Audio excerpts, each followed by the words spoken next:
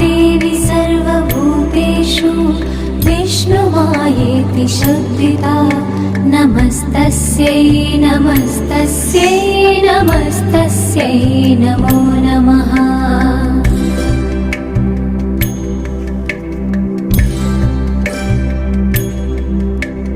या देवी सर्वभूतेषु चेतनेत्यभिधीयते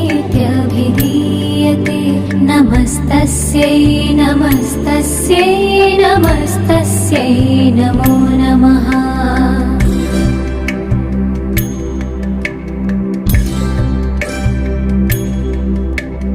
या देवी सर्वभूतेषु बुद्धिरूपेण संस्थिता नमस्तस्यै नमस्तस्यै नमस्तस्यै नमो नमः।